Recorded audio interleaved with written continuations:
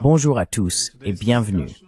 Aujourd'hui, nous avons le plaisir d'accueillir Évariste Bartolo, ancien ministre maltais des Affaires étrangères et européennes. Soyez le bienvenu dans notre émission, monsieur. Merci. Merci pour l'invitation. Donc, en tant qu'ancien ministre des Affaires étrangères de Malte, vous avez une bonne compréhension de la vision que l'Europe porte sur le monde et de la place qu'elle y occupe. En plus de votre expérience de praticien, vous écrivez également beaucoup sur le passé et l'avenir de l'Europe, ainsi que sur la relation de l'Europe avec le reste du monde. C'est un sujet auquel je réfléchis beaucoup, car, au cours des 500 dernières années, les puissances maritimes occidentales ont commencé à connecter, conquérir et contrôler une grande partie du monde. Nous nous concentrons souvent sur la puissance matérielle, la puissance navale, la technologie des armes, puis la domination économique. Mais avec cette concentration de pouvoir, les idées de domination deviennent également importantes. Il s'agit d'expliquer au monde pourquoi la domination est vertueuse. Encore une fois, vous avez présenté cela dans le langage d'une mission civilisatrice. Comment percevez-vous la façon dont l'Europe voit le monde et dans quelle mesure cela complique-t-il l'élaboration de sa politique étrangère?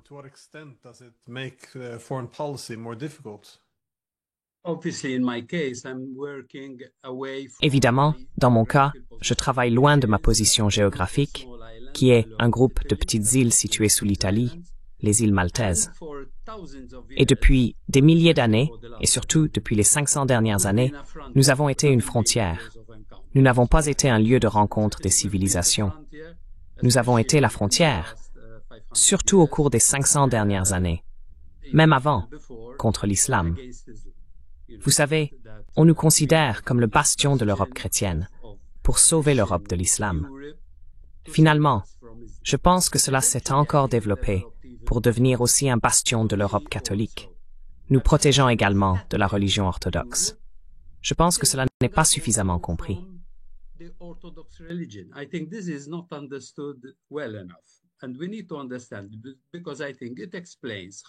Et nous devons comprendre cela, car je pense que cela explique le type de mur, littéralement, on l'appelait autrefois l'antemurale Christianitatis, qui était une sorte de mur religieux construit autour de l'Europe du Sud et de l'Est pour vous protéger non seulement de l'islam, mais aussi d'être contaminé par le christianisme orthodoxe. Je pense que cela s'est transformé en une volonté de faire de cette région une partie de l'OTAN, pour sauver l'Europe non seulement de l'islam, mais aussi de l'Est, dans ce cas de la Russie. Même dans le monde laïque d'aujourd'hui, il y a eu une grande controverse lors de la rédaction de la Constitution de l'Union européenne, parce qu'il n'y avait aucune mention du christianisme. Je pense que nous avons hérité des 500 dernières années, depuis que, dans les années 1400, le pape a promulgué la doctrine de la découverte, qui disait en fait aux colonisateurs de l'époque, en l'occurrence l'Espagne et le Portugal, d'aller vers les nations barbares qui n'étaient pas habitées par des chrétiens.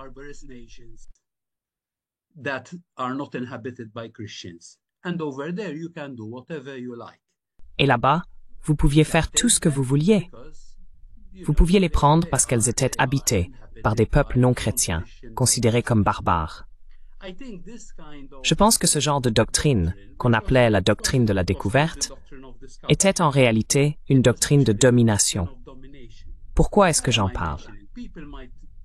Les gens pourraient dire, parce qu'on me l'a parfois dit quand j'en parle, mais pourquoi revenir 500 ans en arrière? Ces choses n'existent plus.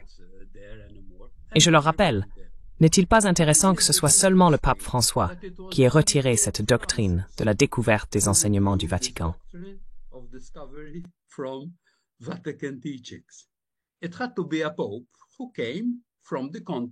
Il fallait que ce soit un pape issu du continent qui avait réellement été envahi et barbarisé au nom de l'Évangile, au nom de Dieu.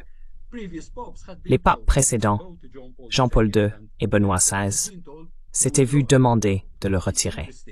Il est intéressant de noter qu'ils n'ont pas voulu le faire. Je trouve cela intéressant parce que cela montre qu'il fallait un pape venant du Sud global.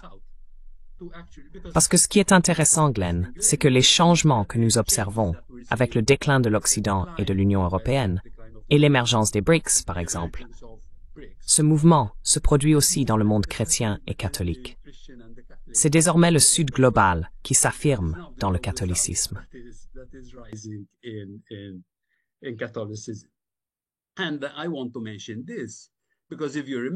Et je tiens à le mentionner parce que, si vous vous souvenez, il y a à peine je crois que c'était l'année dernière ou l'année d'avant, il y avait encore des propos au sein de l'Union européenne décrivant l'Union européenne comme un jardin et le reste du monde, en particulier le Sud global, comme une jungle à civiliser.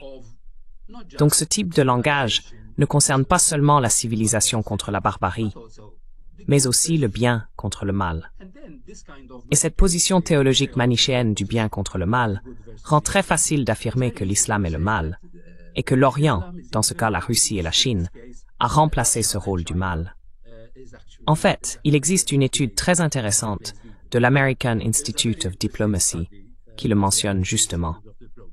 Le cadre manichéen du bien contre le mal issu du christianisme d'autrefois s'est désormais déplacé, de sorte que la Chine et la Russie sont présentées comme les forces du mal.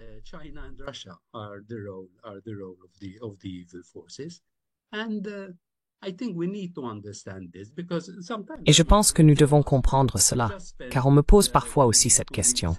Je viens de passer 2 semaines à Trinité et Tobago, et j'ai eu beaucoup de chance, je me considère très chanceuse, d'avoir été uniquement en présence de collègues anciennement colonisés venant d'Afrique, d'Amérique latine, des Caraïbes et de l'océan Indien. Et comme je viens de la périphérie de l'Europe, et que nous sommes l'un des rares pays de l'Union européenne à ne pas avoir eu d'empire, nous avons en fait été colonisés. Nous pouvons comprendre le Sud global bien mieux que ceux qui étaient colonisateurs. Parce que je pense que les colonisateurs de l'Union européenne, et évidemment des États-Unis, ont du mal à comprendre comment le reste du monde les perçoit. Ils sont encore vus comme des colonisateurs, parce que, selon moi, la mentalité de supériorité, du nous venons vous dire quoi faire, est toujours présente. Toujours présente.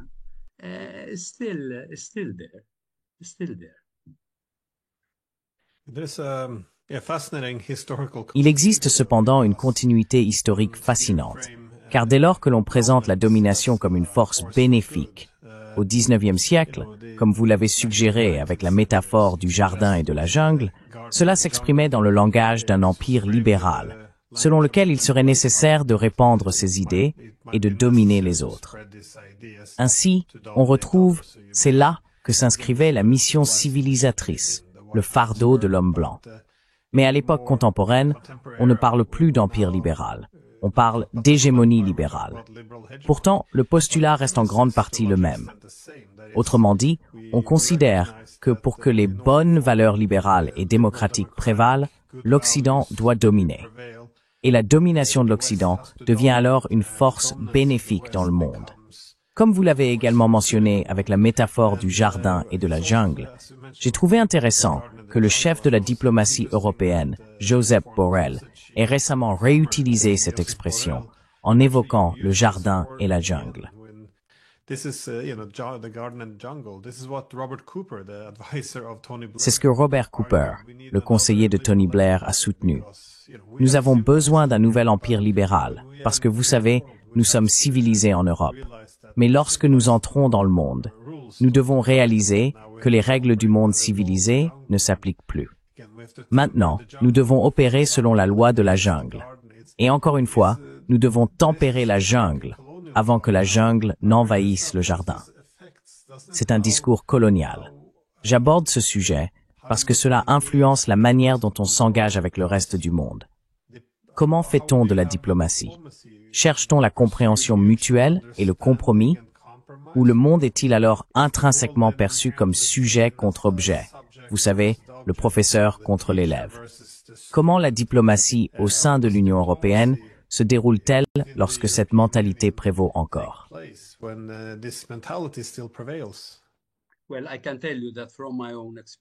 Eh bien, je peux vous dire que d'après ma propre expérience, au sein du Conseil des Affaires étrangères et en tant que membre de l'Union européenne, la diplomatie n'était même pas prise au sérieux.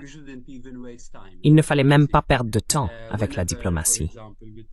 Par exemple, chaque fois que nous discutions de la Méditerranée orientale et des tensions entre la Turquie, Chypre, la Grèce et l'Égypte, et que j'évoquais l'importance de dialoguer avec chacun d'eux et d'essayer de trouver un moyen de les faire travailler ensemble, on me disait « Vous êtes naïf ».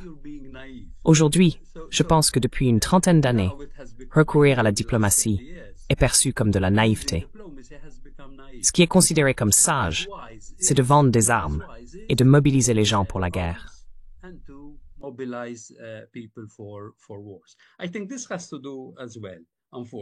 Je pense que cela est également lié, malheureusement, à certains pays de l'Union européenne où un secteur très important de leur industrie est en réalité l'industrie de l'armement. Par exemple, si l'on prend la France, je considère que c'est un secteur crucial pour eux sur le plan industriel. Si leur principal secteur industriel avait été la chaussure, au lieu de fomenter des conflits pour faire la guerre, je pense qu'ils vendraient beaucoup de chaussures.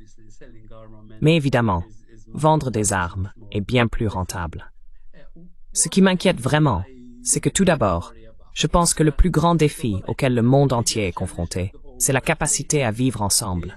8 milliards de personnes, avec tant de religions différentes, tant de langues différentes, tant de cultures différentes.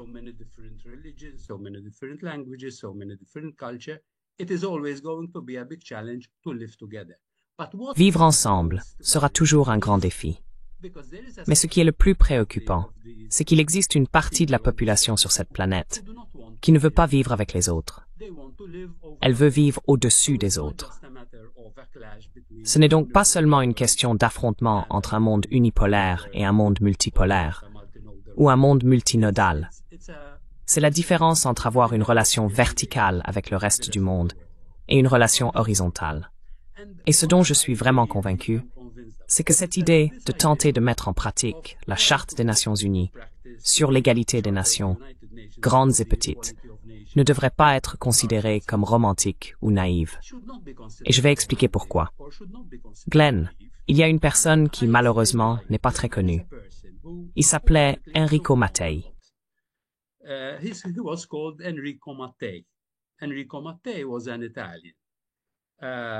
Enrico Mattei était un Italien, un ingénieur et entrepreneur très intéressant, qui, dès la fin des années 50 et au début des années 60, donc quelques années après la Seconde Guerre mondiale, a brisé la logique des sphères d'influence et défié celles qu'on appelait à l'époque les 7 sœurs dans le secteur pétrolier. Il s'agissait des compagnies américaines, britanniques, françaises et néerlandaises. Il se rendait en Iran, en Tunisie, en Arabie Saoudite. Il est même allé en Russie, et il leur disait, surtout lorsqu'il s'agissait de l'Afrique du Nord et du Moyen-Orient, les ressources que vous avez sur vos terres, les ressources pétrolières, elles vous appartiennent. Ce sont des ressources souveraines. Vous ne devriez pas permettre à vos anciens colonisateurs de les prendre et de ne vous laisser que des miettes. Il avait donc l'habitude de formuler avec eux des contrats 50-50, littéralement. Il les constituait comme des partenaires.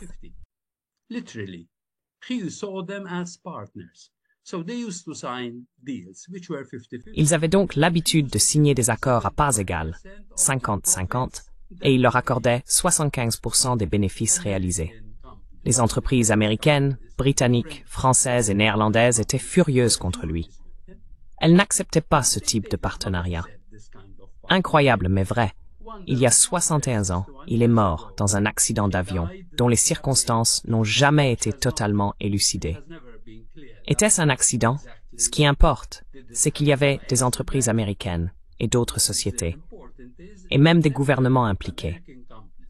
Car à un moment donné, même le président Kennedy, malheureusement, il n'avait pas encore vécu la crise des missiles de Cuba, qui, à mon avis, l'a un peu changé, a appelé le premier ministre italien pour lui dire « Ne laissez pas Mattei agir ainsi. Vous savez, en signant des accords de partenariat, des contrats 50-50, car ce n'est pas comme ça qu'on fait des affaires. »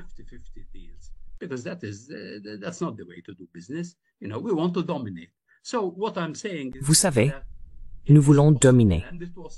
Donc ce que je dis, c'est ceci. Il est possible, et c'était déjà possible il y a 60 ans, avec des personnes comme Matei, de construire une relation de partenariat. Cette relation de partenariat n'existe pas aujourd'hui. Si vous regardez le Global Gateway que l'Union européenne a formulé en réponse à l'initiative La ceinture et la route de la Chine, vous verrez qu'il est complètement vertical. Il s'agit entièrement de ce que je veux obtenir de l'Afrique, par exemple.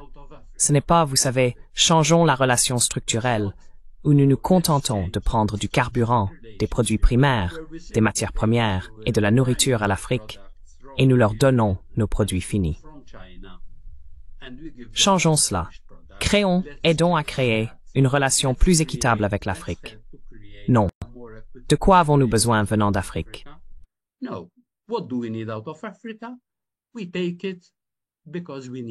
Nous le prenons parce que nous en avons besoin et parce que nous le voulons.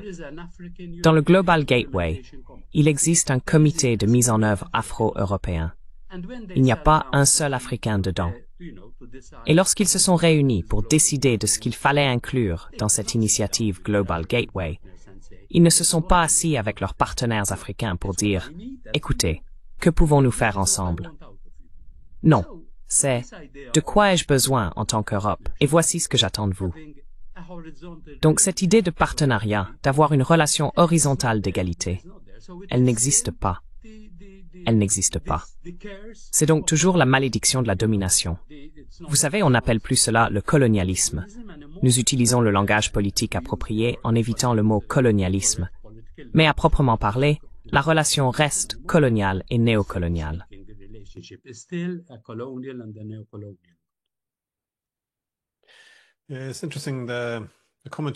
C'est intéressant. Le commentaire que vous faites sur le fait de ne pas obtenir d'avis des partenaires avec lesquels on coopère réellement. Car encore une fois, mes recherches principales portent sur la Russie. Et c'était la principale préoccupation ou plainte qu'ils expriment depuis les années 90. Lorsque l'ULE m'a formulé une politique commune envers la Russie, elle l'a fait sans la participation russe. Ainsi, tout le partenariat UE-Russie n'a reçu aucun apport des Russes. Encore une fois, les décideurs doivent être l'hégémon, mais cela n'est pas perçu comme problématique. C'est presque vu comme une nécessité, selon la logique se tenir un peu plus haut, voire un peu plus loin. Mais c'est aussi pour cette raison que du côté russe, ils se plaignent depuis plus de 25 ans que toute la diplomatie a été abandonnée et remplacée par des ultimatums et des menaces.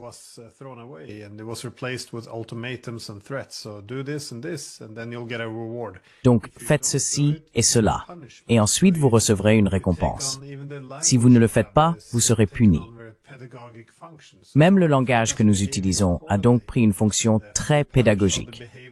Ainsi, l'Afrique se comporte mal, elle doit être punie. Si elle se comporte bien, alors elle doit être récompensée. Ce n'est pas ainsi qu'on parle à des égaux. Maintenant, ce qui m'inquiète surtout, c'est que j'ai l'impression que l'Europe se complique beaucoup la vie. Car nous vivons à une époque où il y a un énorme déplacement de l'équilibre des pouvoirs au détriment de l'Europe. L'Europe n'est donc plus le continent dominant qu'elle était au siècle précédent. Il doit donc aussi y avoir un changement de mentalité. Mais je ne le vois pas vraiment.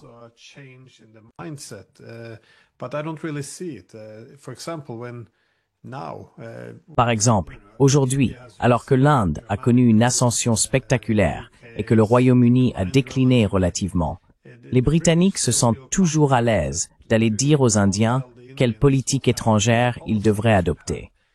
L'U-Member pense qu'elle peut dire à la Chine ce qu'elle doit faire.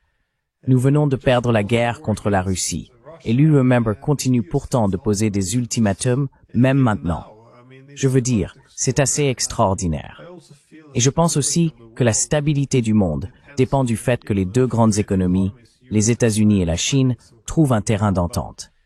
Mais l'idée, à Washington, qu'ils devraient être sur un pied d'égalité, que les Chinois sont des égaux, ce n'est pas accepté. Et je pense que s'ils pouvaient l'accepter, il y aurait beaucoup d'opportunités qui seraient mutuellement bénéfiques. Et pour le monde d'ailleurs. Je pense, Glenn, que c'est tragique pour toi.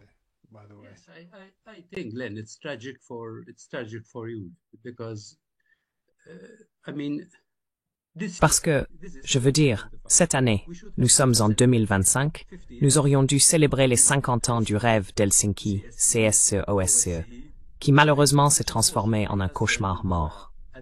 Imaginez le genre d'homme d'État que nous avions, qui pensait, en termes de construction, de création d'une Europe pour guérir la division, même au pire moment de la guerre froide. Je pense à des gens comme Palm, Brandt, Konrad. Ils rêvaient de rassembler l'Europe, même pendant la guerre froide. Aujourd'hui, 50 ans plus tard, au lieu de nous hisser sur les épaules de ces géants pour voir plus loin et construire quelque chose de plus solide, et l'opportunité était là avec l'effondrement de l'Union soviétique, on a pris une direction complètement différente. Encore une fois, on a choisi la domination plutôt que la coexistence.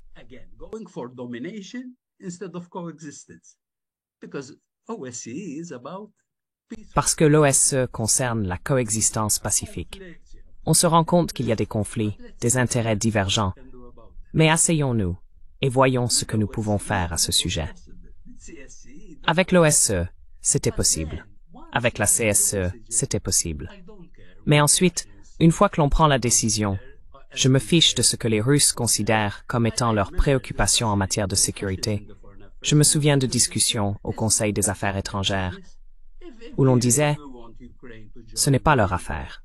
Si nous voulons que l'Ukraine rejoigne l'OTAN, cela ne dépend que de nous. C'est une décision souveraine. » Qu'est-ce que cela veut dire?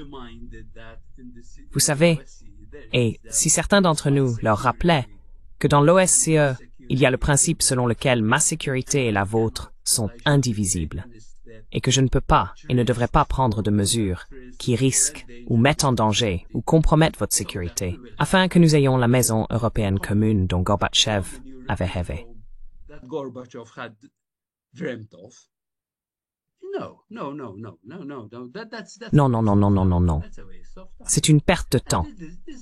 C'est une perte de temps. Et c'est tragique, parce qu'une décision a été prise, vous savez, après.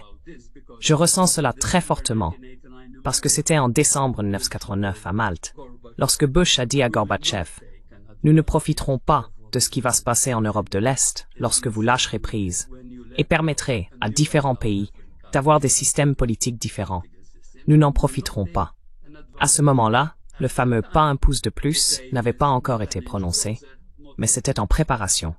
Mais au lieu de faire cela, non. Maintenant, c'est le moment de dominer. Et cela me ramène à, je crois que c'était George Kennan, en Norvège, en 1948, lorsqu'après la Seconde Guerre mondiale, il a dit « Maintenant il y a un grand écart entre nous et le reste du monde. »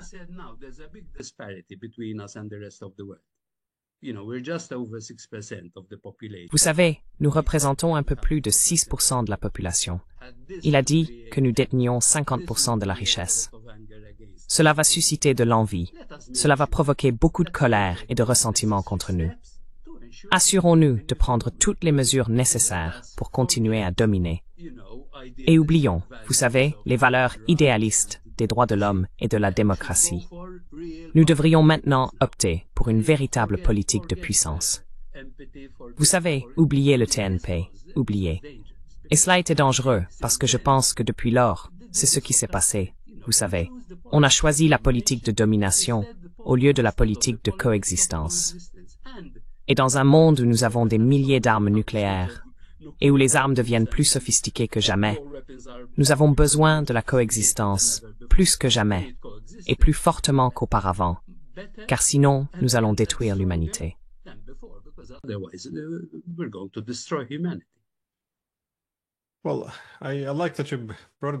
Eh bien, j'aime que vous ayez ramené la discussion aux accords d'Helsinki, car c'est vraiment en 1975 que nous avons obtenu le cadre initial permettant à une Europe divisée de commencer à se rapprocher, à coopérer et à dépasser la politique des blocs. Et bien sûr, cela s'est renforcé après la guerre froide. Donc encore une fois, cela a été annoncé à Malte en 1989. En 1990, nous avons la Charte de Paris pour une nouvelle Europe, plus de lignes de division. Nous allons mettre fin à toute cette politique de bloc. Et comme vous l'avez dit, en 1994, nous reprenons ces idées d'Helsinki et créons l'Organisation pour la sécurité et la coopération en Europe, une véritable institution de sécurité inclusive pour l'Europe.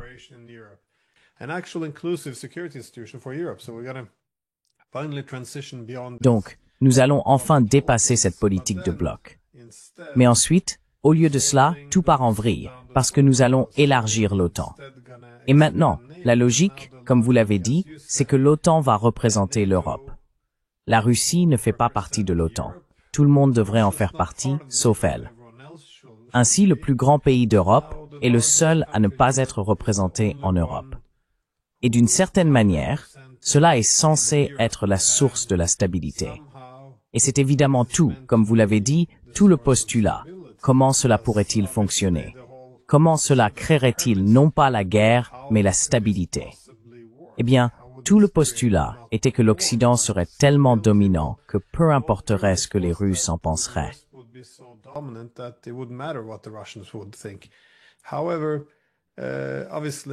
Cependant, il est évident qu'avec ce bouleversement majeur du rapport de force, la domination de l'Occident est terminée. Pourtant, nous ne sommes pas prêts à revenir en arrière et à examiner comment nous en sommes arrivés là. Quelles décisions avons-nous prises? Nous avons saboté les efforts visant à dépasser la politique des blocs. Nous avons ravivé cette politique, pensant que cela servirait l'ère hégémonique. Mais aujourd'hui, cette ère hégémonique est révolue. Il serait logique de revenir à la question de savoir comment dépasser la politique des blocs. Au lieu de cela, nous utilisons aujourd'hui la guerre en Ukraine, qui est une conséquence directe de l'expansion de l'OTAN, comme prétexte pour affirmer que nous ne pourrons plus jamais collaborer avec les Russes. Vous avez mentionné que Kennedy avait fait preuve d'une certaine agressivité après la Seconde Guerre mondiale, lorsqu'il évoquait bien sûr l'écart de puissance. Mais même lui, après la guerre froide, a reconnu que tout cela relevait de la folie pure. Nous sommes en train de déclencher une nouvelle guerre froide avec les Russes. Nous allons provoquer une guerre et ce sera de notre faute. Et aujourd'hui, il n'est plus possible de tenir ce discours.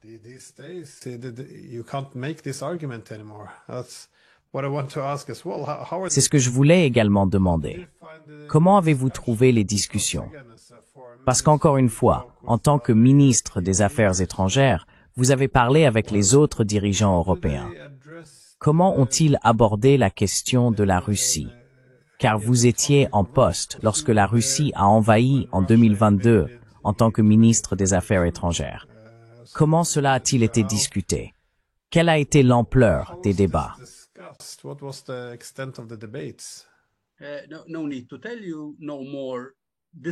Inutile de vous le dire. Il n'a plus été question du concept d'une architecture de sécurité commune pour l'Europe. Le sujet n'a même pas été abordé, alors que, pour être juste, la Russie, à la veille de l'invasion, avait de nouveau rappelé à l'Union européenne tous les engagements pris via l'OSCE pour construire une architecture de sécurité commune. Malheureusement, même la méthode de travail du Conseil des Affaires étrangères est très défaillante. Il n'y a pas de véritable discussion. Et je peux vous dire que cette attitude de domination envers le reste du monde se traduit ensuite par une subordination totale à Washington dès qu'il s'agit de la relation transatlantique. Je me souviens avoir assisté à une réunion informelle des ministres des Affaires étrangères en Slovénie lorsque les États-Unis ont quitté l'Afghanistan.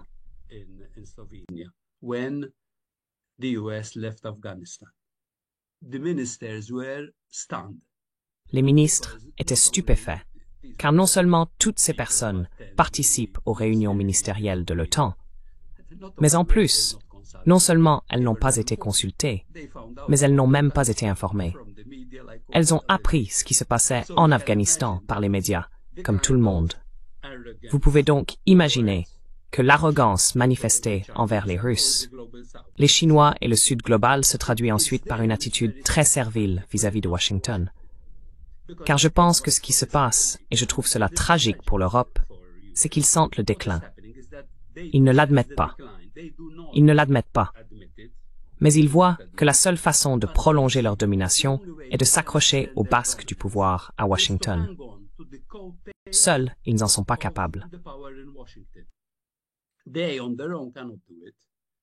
But if the United States can do it, Mais si les États-Unis peuvent le faire, alors accrochons-nous aux États-Unis, afin qu'au moins nous continuions à faire partie des 14% du monde qui dominent. Mais c'est une vision très à court terme et très suicidaire.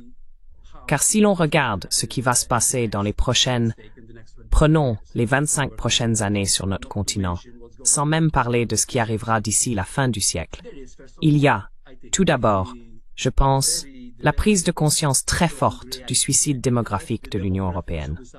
Au cours des prochaines années, l'Union européenne va perdre 57 millions de personnes en âge de travailler. Alors, comment l'économie européenne va-t-elle fonctionner? Comment va-t-elle créer suffisamment de richesses? Oublions la richesse pour les citoyens.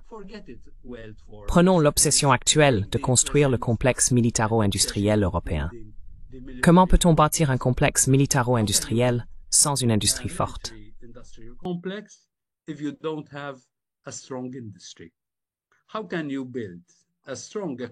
Comment pouvez-vous construire une économie forte en Europe si vous avez des millions de postes vacants parce que vous n'avez pas assez de personnes? En même temps, vous avez laissé s'installer un débat toxique sur la migration, je veux dire complètement toxique, alors même qu'il y a cette schizophrénie qui consiste à dire officiellement « je ne veux pas que des migrants viennent », tout en concluant des accords avec différents pays, notamment l'Inde, pour faire venir des ingénieurs dans l'énergie et l'informatique afin de travailler dans votre pays. Mais s'il vous plaît, gardez-les à l'écart du regard du public pour que nous puissions dire aux gens « oui, oui, nous contrôlons la migration ». Parallèlement, si vous regardez ce qui se passe dans la technologie, il existe un institut très intéressant. There is a very interesting institute. It's called the Australian Strategic Policy Institute, which tracks. Cela s'appelle l'Australian Strategic Policy Institute, qui suit les technologies de 67 pays nécessaires pour le 21e siècle. Sur ces 64 technologies de pointe, la Chine est en tête dans 57 d'entre elles. L'Inde occupe la deuxième place, devant même les États-Unis. Les États-Unis ont perdu leur avantage historique et ne sont désormais en tête que dans 7 domaines technologiques. L'Inde en domine davantage. L'Union européenne est totalement absente en tant qu'entité unie. Elle pourrait avoir un impact, car apparemment, l'Union européenne peut être très forte dans les petits satellites et dans certains domaines de capteurs, grâce à ce que font les Allemands. Ainsi, lorsque vous avez des problèmes de richesse économique et de technologie, vous avez des problèmes de gouvernance, car un pays après l'autre se révèle ingouvernable.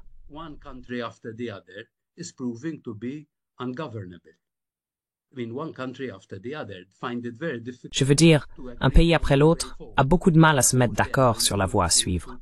Alors, comment allez-vous dire au reste du monde quoi faire? Et je pense que la relation toxique qui s'est construite avec la Russie, comment peut-on avoir la stabilité, la paix et la sécurité en Europe sans la Russie? Comment pouvez-vous y parvenir? Sans parler de l'importance de l'énergie et du fait que vous avez construit votre économie sur l'énergie provenant de la Russie. Je considère cela comme très myope et très suicidaire, sans parler du total manque d'attention, à mon avis, de l'Union européenne envers un voisin très important, à savoir l'Afrique.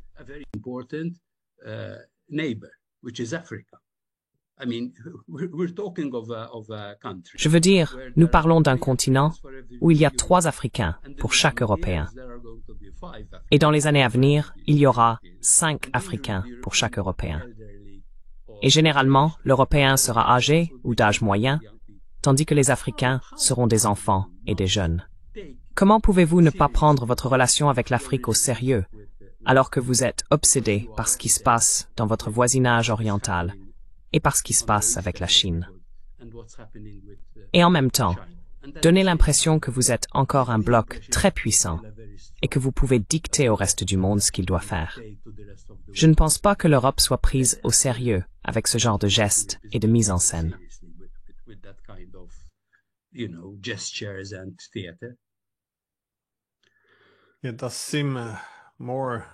Cela ressemble effectivement davantage à du théâtre de nos jours, comme vous l'avez dit.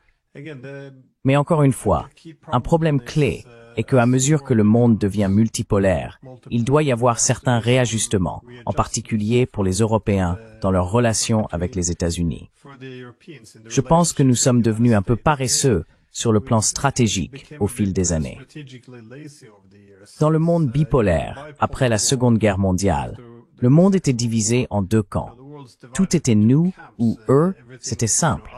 Le partenariat entre l'Union européenne et les États-Unis en est devenu la base. Cela a même atténué la concurrence économique entre les deux, étant donné que le besoin impérieux de sécurité militaire face à l'Union soviétique devait primer. Ensuite, il y a eu l'ordre mondial unipolaire, où l'hégémonie collective de l'Occident devait là encore avoir pour avantage commun de dominer le monde. Mais dans un système multipolaire, on voit désormais les intérêts commencer à diverger de plus en plus.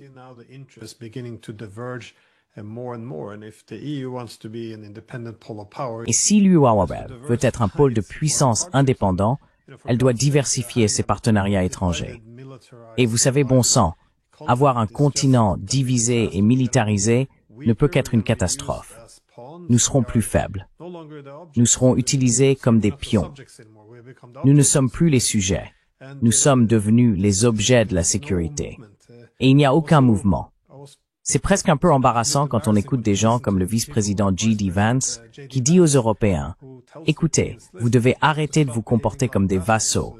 Nous n'avons pas besoin de vassaux. Nous avons besoin de partenaires. » Et vous savez, c'est assez étrange qu'il n'y ait pas plus d'efforts pour s'adapter à cela. Quand on parle avec des dirigeants européens, ils reconnaissent parfois la nécessité de diversifier. Mais pourquoi cela n'est-il jamais traduit en politique ou poussé plus loin?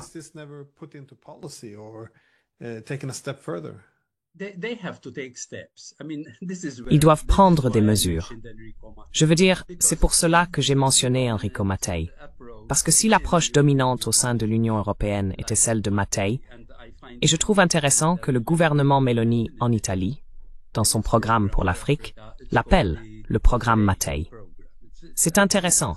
C'est un message, et les Africains comprennent pourquoi le mot Mattei est utilisé. Je trouve cela très intéressant. Mais pour y parvenir, l'Union européenne doit faire preuve d'un peu d'humilité. Elle doit changer sa relation avec la Chine, avec le Brésil, avec l'Inde, avec la Russie, avec le Sud global, les pays qu'elle dominait autrefois. Elle doit transformer cette relation de domination en coexistence. Et pour cela, il faut s'asseoir avec son peuple et lui dire « Nous sommes partenaires ». Sont-ils prêts à le faire?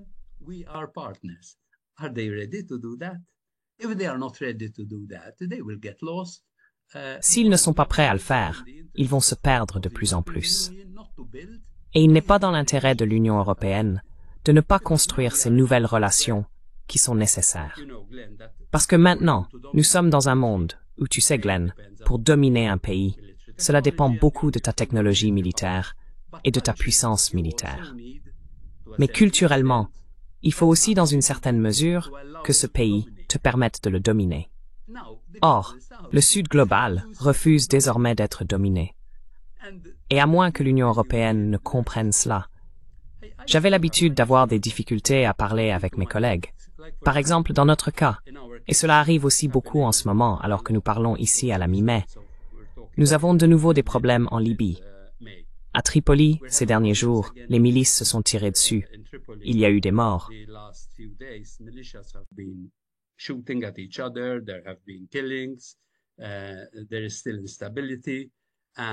Il y a toujours de l'instabilité. Et depuis 2011, à cause de l'intervention de l'OTAN, la Libye, comme la Tunisie, est instable. La Méditerranée est très instable, vous savez. Et l'Union européenne ne prête aucune attention à ce qui se passe là-bas. Je disais souvent à mes collègues, même à Borrell, pourquoi ne descendez-vous pas à Tripoli pour voir ce que nous pouvons faire, comment nous pouvons construire? Parce que un des grands problèmes de l'Union européenne, par exemple vis-à-vis de l'Afrique, c'est que la politique des pays individuels est plus forte que la politique de l'Union européenne dans son ensemble. Donc, si la France et l'Italie ne sont pas d'accord sur la manière de gérer la Libye, par exemple, les Italiens soutiendraient le gouvernement de l'Ouest et la France soutiendrait le gouvernement de l'Est. Il y a donc un désaccord. Alors, que fait l'Union européenne? Il n'y a pas de politique commune envers la Libye. L'Italie fait sa part.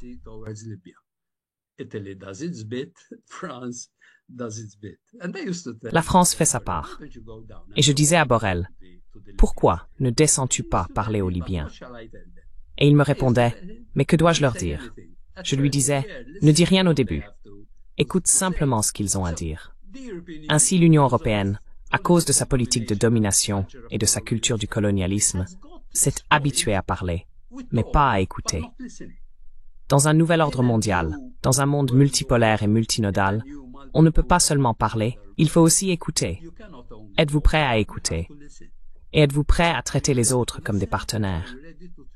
Et si l'Union européenne ne le fait pas, elle va se créer encore plus de problèmes.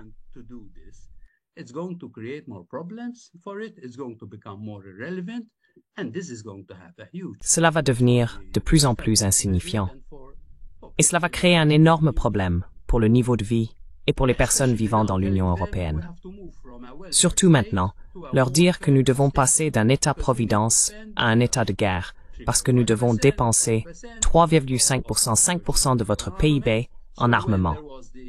Donc lorsqu'il y a eu la crise financière, aidons les banques et sauvons-les, mais pas les citoyens. Maintenant, d'accord, dépensons. Ne faisons pas attention aux règles de Maastricht sur le déficit de 3%, et l'endettement ne devrait représenter que 60% du PIB, tout cela. Pour les armements, allons-y. Les gens finissent alors par se désenchanter même de la politique démocratique.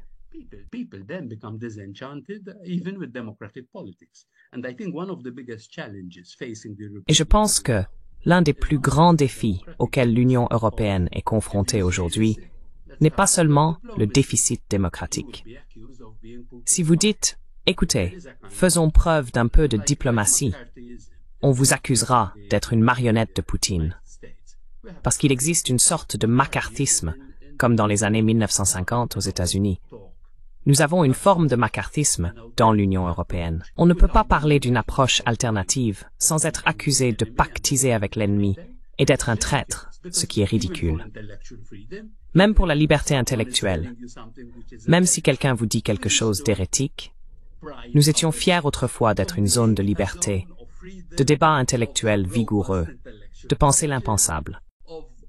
Ce n'est plus possible aujourd'hui.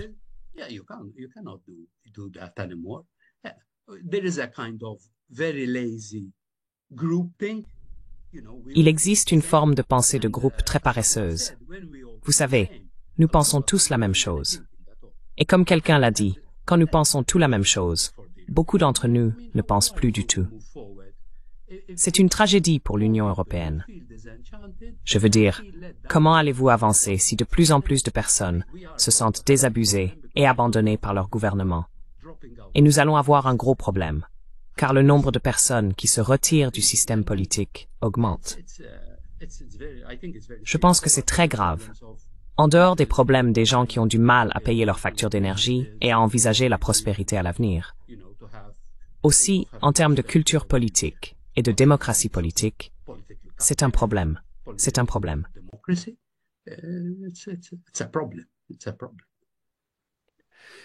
Je ne suis revenu en Europe qu'il y a environ 5 ans. Et l'un des plus grands chocs pour moi a été que personne ne discute ici des préoccupations sécuritaires des adversaires. C'est-à-dire, de quoi les Chinois s'inquiètent-ils? De quoi les Iraniens s'inquiètent-ils? De quoi les Russes s'inquiètent-ils? On ne le fait pas, ce qui signifie on ne peut pas renforcer la sécurité en atténuant leurs préoccupations sécuritaires. Et donc, la seule voie vers plus de sécurité, c'est la sécurité elle-même, le confinement, la dissuasion, la victoire sur le champ de bataille. Il n'y a aucune reconnaissance de cela.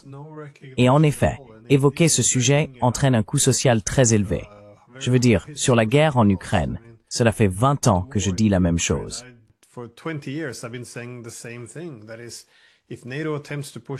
C'est-à-dire que, si l'OTAN tente de s'étendre en Ukraine, la Russie détruira l'Ukraine. Voilà. Il n'y a aucune déclaration de soutien. Rien. Juste, vous savez, la réalité telle qu'elle devrait être évidente. Mais il est impossible de faire valoir cet argument. Si vous dites cela, eh bien, vous le légitimez, vous le soutenez, c'est ce que dit Poutine. Certains avancent qu'il y a un impératif moral à soutenir l'Ukraine, indépendamment de ce que ferait la Russie. Mais quand on y regarde de plus près, en réalité, seuls 20% voulaient faire partie de l'OTAN lorsque nous avons renversé le gouvernement en 2014. De plus, je remets en question la moralité de pousser l'OTAN, et nous savons que cela ne peut pas se faire, et que cela mènera à la destruction. Et oui, il est même impossible de discuter d'un argument aussi simple.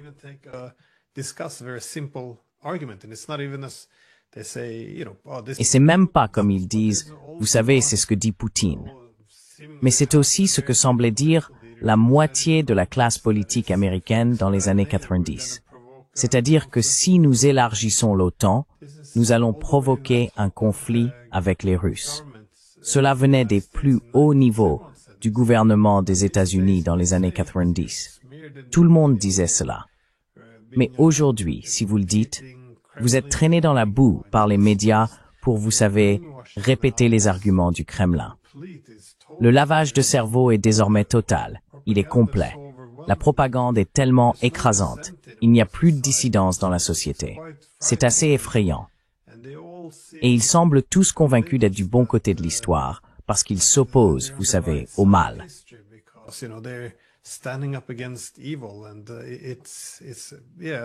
Et c'est oui, comme vous l'avez dit, tout est une question de bien contre le mal.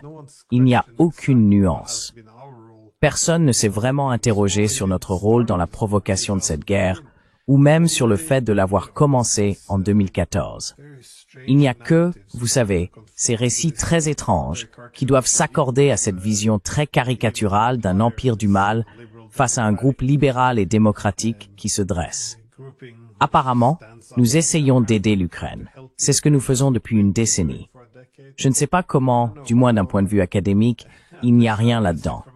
Mais avez-vous eu, je suppose, des difficultés à faire passer votre point de vue auprès des autres ministres des Affaires étrangères et des dirigeants européens?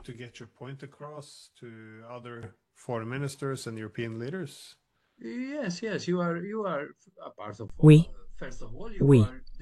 Tout d'abord, on vous écarte, comme dans mon cas, je venais du secteur de l'éducation et de l'emploi. Ma carrière politique s'est principalement construite autour de l'éducation. Donc, quand j'ai commencé, on me disait « Oh, tu viens de l'éducation. Tu sais, beaucoup de valeurs liées à l'humanisme. Et tu es naïve. » Et je leur répondais « Eh bien, je pense que l'éducation m'a très bien préparé, car l'un des plus grands défis que nous avions était le harcèlement à l'école. Et je pense qu'aujourd'hui, sur la scène internationale, nous voyons un autre type de harcèlement, qui est encore plus dangereux que celui que nous connaissons à l'école.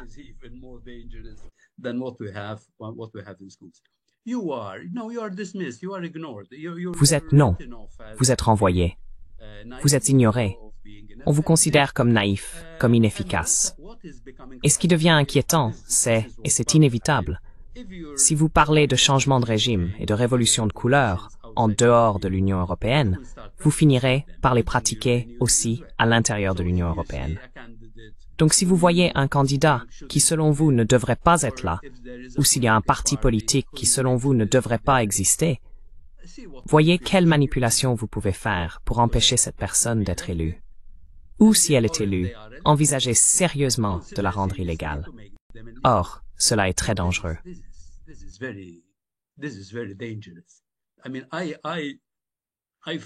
Je veux dire, j'ai ressenti, je ne savais pas si je devais sourire ou pleurer, quand Vance est venu à la conférence de Munich sur la sécurité et a parlé comme il l'a fait. Parce que ce qui se passe aussi aux États-Unis n'est certainement pas un exemple à suivre. Si vous soutenez la Palestine, vous êtes également considéré, vous savez, comme quelqu'un dont faut se débarrasser. Donc, il ne montre vraiment pas l'exemple du tout. Mais la même chose se passe dans l'Union européenne, avec ce que nous disions, qu'il n'est même pas possible d'avoir une discussion et une réflexion sur la direction que nous prenons. Et cela a de graves implications, car je pense que c'est vraiment à courte vue. J'étais au Conseil des Affaires étrangères lorsque nous discutions de l'autonomie stratégique. Quelle autonomie stratégique? Nous n'avons même pas de stratégie. encore moins d'autonomie. Not even strategy, let alone autonomy. We are being strategically blind and Nous sommes stratégiquement aveugles, et je dirais stratégiquement suicidaires, parce qu'il faut penser à ce qui va se passer dans 2 ans, dans 3 ans, dans 4 ans. Peut-être que les dirigeants actuels espèrent que dans 2 ans, Trump perdra l'élection et que les néoconservateurs ou les néolibéraux reviendront et que d'une manière ou d'une autre, ils prolongeront la politique de domination sur le reste du monde. S'ils ne peuvent pas le faire directement, ils le feront au moins par procuration. Au moins, ils auront un pouvoir et une gloire reflétés. Mais c'est faire preuve d'un grand manque de vision. En attendant, nous devrions nous adapter au nouveau monde. Non pas pour être inférieurs à qui que ce soit, ni supérieurs, mais au moins pour être égaux. Et pour cela, il faut changer de mentalité, il faut changer de comportement, et il faut accepter de travailler avec les autres en tant que partenaires.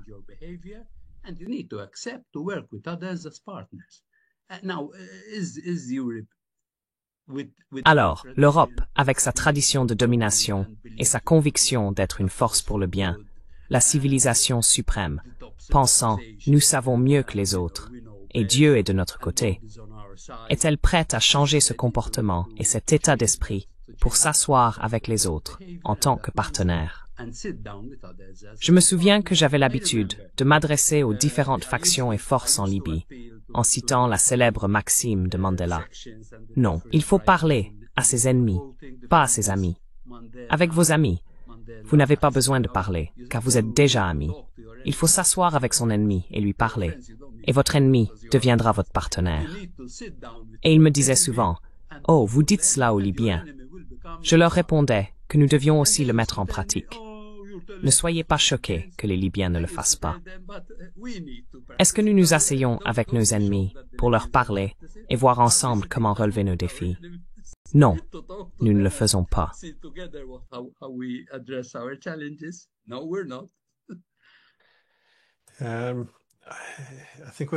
Je pense que nous devons réapprendre la diplomatie. Comme vous l'avez dit, la diplomatie n'est plus un instrument pour résoudre des intérêts ou des conflits concurrents. C'est devenu un moyen de récompenser ou de punir. Dans la relation entre l'OTAN et la Russie, ils avaient mis en place le Conseil OTAN-Russie, qui était censé traiter ce genre de questions. Dès que le conflit géorgien a éclaté en 2008, le premier réflexe a été « Eh bien, il faut envoyer un message pour dire que nous n'aimons pas leur comportement. Ils se sont comportés comme un mauvais élève. Et donc, nous allons suspendre la coopération. » Ainsi, au moment où l'on a le plus besoin, la diplomatie s'arrête. Et pour moi, c'est l'une des plus grandes tragédies. La guerre en Ukraine aujourd'hui, 3 ans sans diplomatie, a resté sur la touche en affirmant que c'est vertueux que nous ne parlerons pas aux Russes. À la place, nous restons spectateurs et regardons toutes ces personnes mourir.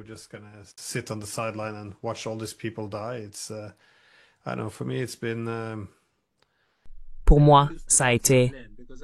Je leur disais, Glenn, parce que je suis tout à fait d'accord avec toi.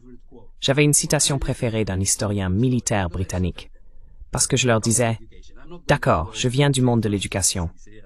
Je vais pas citer Saint François d'Assise, la paix, chanter ensemble et devenir des anges. Et j'avais l'habitude de citer, parce que je trouve que c'est vraiment pertinent, Basil Liddell Hart. Et voici ce qu'il dit à propos de la diplomatie. Je veux être sûr de citer chaque mot. Il dit, quand vous avez affaire à des ennemis, restez fort, si possible. En tout cas, gardez votre sang-froid. Faites preuve d'une patience illimitée. Ne coincez jamais un adversaire et aidez-le toujours à sauver la face. Mettez-vous à sa place pour voir les choses de son point de vue. Évitez l'autosatisfaction comme la peste. Rien n'est aussi aveuglant. Nous faisons l'inverse.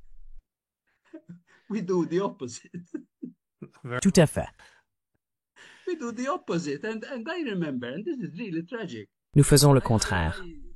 Et je me souviens, et c'est vraiment tragique, j'aime beaucoup l'un des discours que John Kennedy a prononcé seulement 6 mois avant sa mort, lorsqu'il s'est adressé aux étudiants de l'American University. Et il leur disait en fait ceci, que nous devrions arrêter de nous voir comme les bons et l'Union soviétique comme les méchants. Nous habitons la même planète. Eux aussi ont des enfants. Eux aussi veulent avoir une vie comme la nôtre.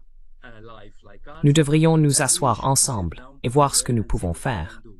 Car à l'ère nucléaire, on ne peut pas se permettre que son ennemi se sente humilié. Et évidemment, il avait appris cela à travers la crise des missiles de Cuba. Maintenant, imaginez si la crise des missiles de Cuba devait se produire aujourd'hui. Avec le genre de dirigeants que nous avons, ils n'accepteraient pas la diplomatie, l'envoi de messages ou la rencontre d'ambassadeurs, car seule la diplomatie a sauvé le monde à ce moment-là. Rien d'autre. Diplomatie, confiance, courage, vous savez, et sagesse. Et je ne vois aucune sagesse chez les dirigeants d'aujourd'hui.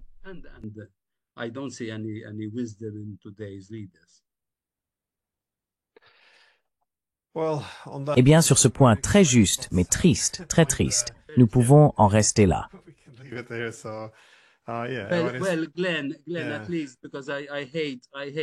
Eh bien, Glenn, au moins, parce que je déteste finir sur une note triste, il y a Viktor Frankl, qui parlait de l'optimisme tragique.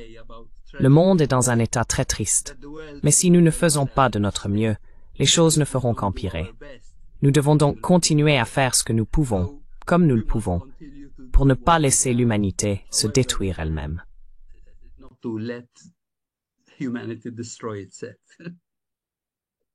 Je suis d'accord. C'est une bien meilleure conclusion. Donc, Viktor Frankl, voilà. Merci beaucoup. Merci. Merci. Merci.